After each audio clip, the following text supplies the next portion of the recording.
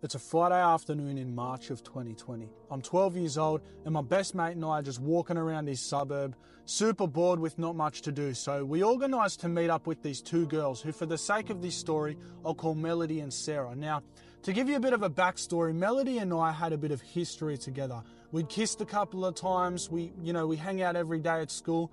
But for whatever reason, we never actually ended up dating. She always told me that, we were too young and she didn't want to get into anything serious. So we never got together. But Sarah, on the other hand, went to a completely different school. I'd never met her before, but I'd seen photos of her online and I'd spoken to her on Snapchat. So I knew I was already attracted to this girl.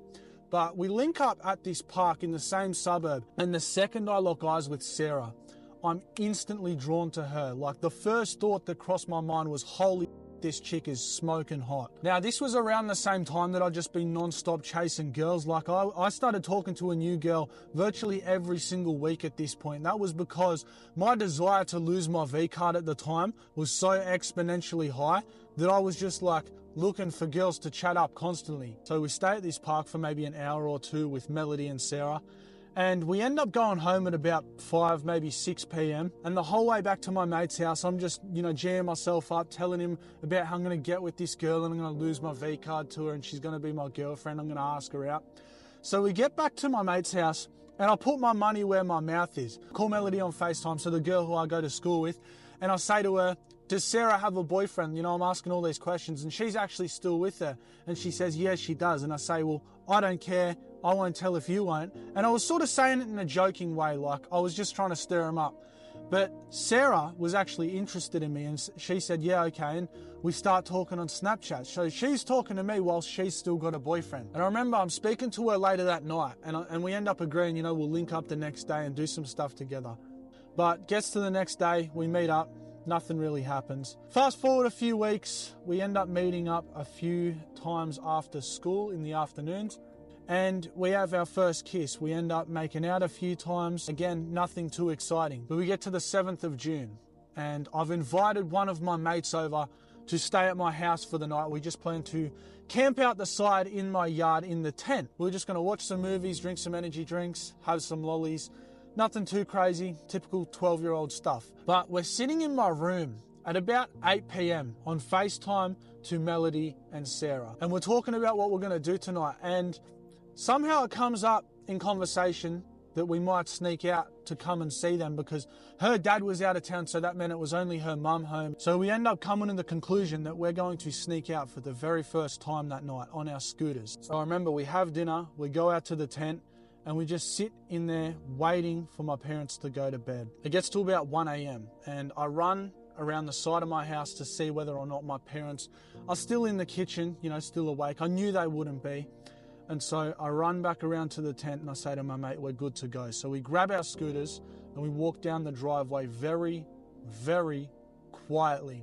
And we get to the main road and we start riding our scooters down the road. Now, keeping in mind, June in Australia is directly at the start of winter, so it is freezing cold. Like, I'm talking, it probably would have been 1-2 degrees on this night, and although we had jumpers and tracksuit pants on, we were so cold. So I remember we get to like this lake that we've got to ride around, and I remember on the way there I'm just complaining to my mate about how cold it is and telling him how keen I am to get there and see this Sarah girl. So about 45 minutes later we arrive at Sarah's house and I call her to let her know we're out the front. We hide our scooters behind the car that's parked on the front lawn, and she lets us in the front door. We've got to creep in really, really quietly so that we don't wake her mum up. But we managed to get to her room without waking anyone up.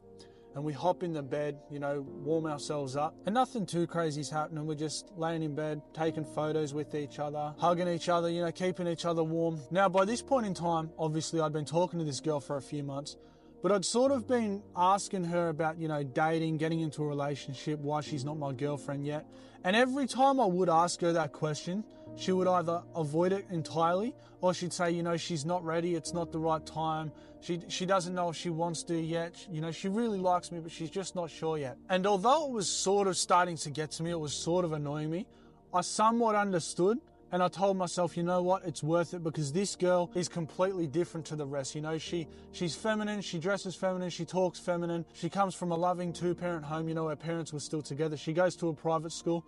all of these are typically good signs, right? Just laying there with her, bro, like feeling her presence, it gave me this euphoric state almost. It was just this feeling in my chest that I'd never had before, and it almost felt like a high. But anyhow, it gets to around 4 a.m. and I say to my mate, we better wrap it up, go home, because we're probably going to wake up fairly early in the morning. We get going, we go back home, and fast forward to the Friday night of the next week, so the 13th of June, my birthday weekend, right? I invite the same mate along with Sarah and one of her friends around to my house. Now, this wasn't Melody this time, so I expected this girl to sort of cling on to my mate and they just get talking and I'd be able to talk to Sarah the whole time. But they pull up to my house, we're by the fire bucket, and it's sort of just really awkward. Like, they're standing around, we're not really talking about much. It's sort of just small talk, chit chatter.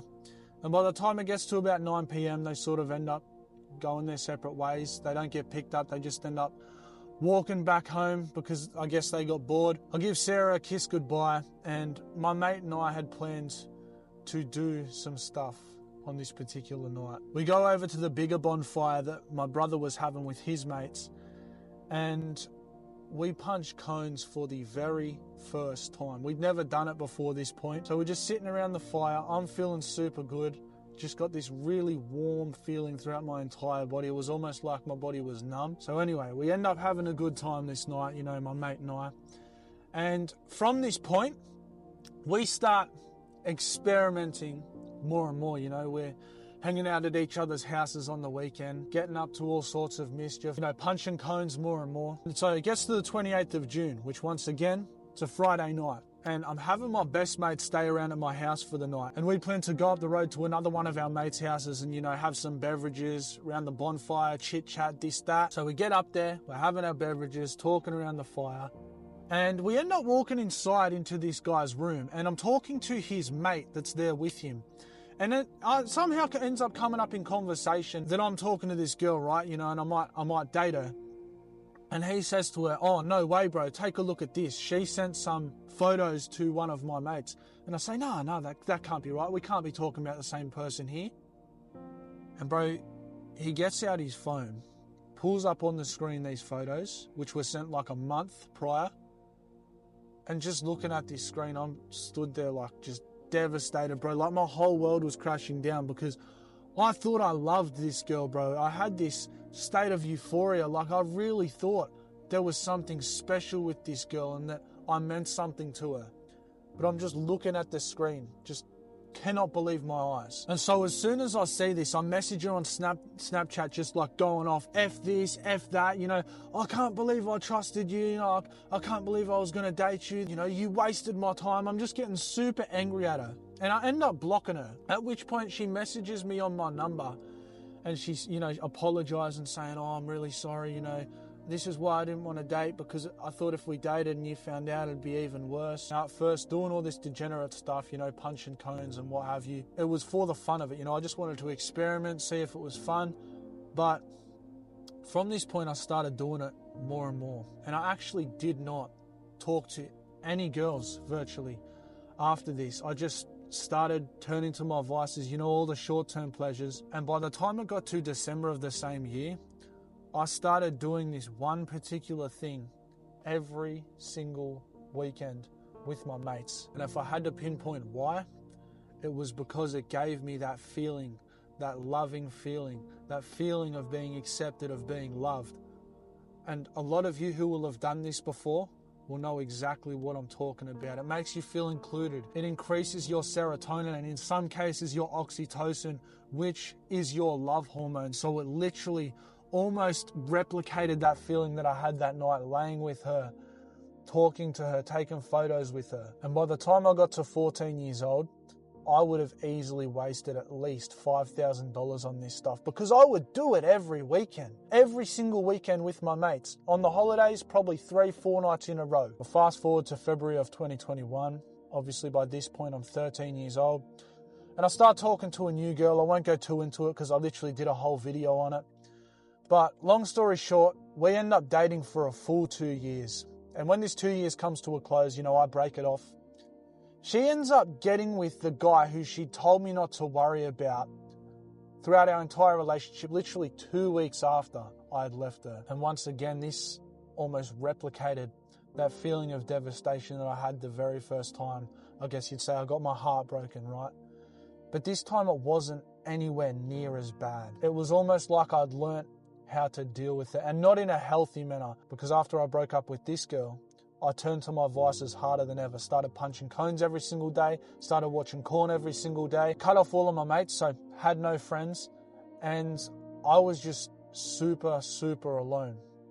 Yet I somehow didn't feel as sad as I did the first time it had happened. But as I said, I was just suppressing my emotions with all of these different vices. Now, bro, I am literally the last person to tell you, oh, don't get into a relationship, it's not worth it, this and that. But enter at your own risk. Because one thing that I'll tell you is it can go one of two ways. You can live a very happy, fulfilling life with this person. It can be a very, very healthy relationship and you get a lot out of it. Or it can be a very negative, devastating relationship, in which case you just learn a load of lessons from. So for anyone who's gone through a breakup or is going through a breakup, you'll know that it absolutely sucks at the time. But in every breakup, there is a lesson to be learned. Same as in every failure, there is a lesson to be learned. So in every failed relationship, there is a lesson to be extracted from the situation. And bro, it's nice to say at the time, oh, I wish this didn't happen. But I'm so grateful that they did, because they've taught me so many valuable things that I'll then be able to implement into future relationships. And so I won't make the same mistakes. I won't have the same issues. I'll know what to look out for, key signs that may be happening. But I'll never let it happen to me again. So by no means am I saying rush into a relationship, bro. But if the opportunity arises to get into a relationship with a young woman who you are genuinely attracted to, who shares similar vision and values, jump at it, bro, because it's not very often that opportunity arises. And worst comes to worst, it just goes all downhill and you learn a bunch of lessons. But you really could find someone who you can actually build yourself and grow with. So bro, I promise you, if this has happened to you before, you've had your heart broken or whatever, just treat every girl with respect, regardless of your past experiences, and be open to getting into a new relationship and growing with that person. All right, hope this helped, my G. Hit that sub button, stay grinding, bro. I've been working on my streetwear brand known as Hectic Threads for the past couple of years, and today I'm here with a very limited time offer of $20 off your very first order using code Lukey. I wholeheartedly believe that together we can make this brand renowned for the message and vision that it embodies. So please, if you're enjoying the content, consider copping some Hectic Threads using code Lukey at checkout. Love you, bro.